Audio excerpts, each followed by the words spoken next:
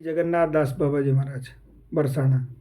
बरसाने के भानुकुंड तीर पर जगन्नाथ बाबा जी की कुटिया है और जगन्नाथ दास बाबा वर्तमान के हैं।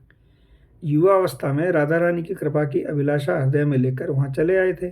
बहुत दिनों से वैराग्य अवलंबन कर यहाँ रह रहे बड़े निष्किंचन महात्मा हैं। मधुकरी मांगकर जीवन निर्वाह करते हैं, पर उनकी कुटिया इन छोटी छोटी पोटलियों और मटके मटकियों से क्या है। इनमें गुड़ है, चावल है, पुरानी इमली है, बहेड़ा, आंवला, चूरन चटनी आदि ये सब साधु वैष्णव और ब्रजवासियों के लिए है। बाबा स्वयं तो मधुकरी प्राप्त रोटी के टुकड़े के सिवा कुछ नहीं लेते। साधु वैष्णव के लिए तरह तरह की औषधियाँ और अन्न आदि जुटा कर रखते हैं। आवश्यकता पड़ने पर अपने हाथ से रसोई बनाकर भी उन्हें खिलाते हैं। पर इस समय बरसाने और आसपास के गाँव में भयानक दुर्भिक्ष के कारण तरह तरह मच रही। बाबा को ब्रजवासियों के घर मधुकरी के लिए जाने में बड़ा संकोच हो रहा है। क्या करें, कुछ समझ में नहीं आ रहा है। कुटिया में जो थोड़े बहुत सामग्री है वह तो साधु वैष्णव के लिए, उसे अपने प्रयोग में कैसे लाएं। बरसाना छोड़कर जाना भी वे नहीं चाहते। कहीं अन्यत्र जाने की सोचते हैं तो हृदय में धक धक होने लगती है, सांस लंबी खींचने लगती है, नेत्रों में गंगा यमुना बहने लगती है। कई दिनों बाद बाबा मधुकरी को जा नहीं रहे।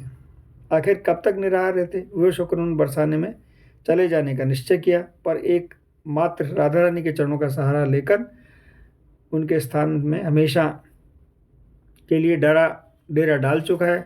उसे कब अपने से दूर करना चाहती। उसके जाने का विचार मन में आते ही उनके हृदय में धक धक होने लगी। बाबा जैसे ही डेरा डंडा लेकर बरसाने से जाने को हुए तो एक किशोरी ब्रजबाला के आकर पूछा, बाबा कहाँ जा रहे हो है। जाऊं कहीं, बाबा ने नेत्रों में आंसू भरकर कहा। क्यों। बालिका ने फिर पूछा। अरे पेट को कछु देनो पड़ेगो, तेरे यहाँ मधुकरी को टोटो जो पड़ गयो है। तेरे ताई टोटो, बाबा कहाँ रहे, मेरे घर में क्यों नहीं जाए। आले में मधुकरी रखी है तेरे लिए, मैं आ जाए कि कहूँ मत जा।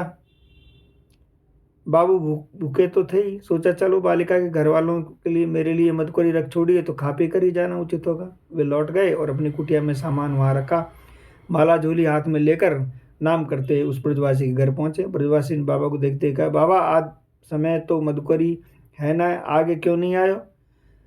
तेरी लाली तो कहीं मधुकरी आले में रखी है, जाई मारे तो आयो।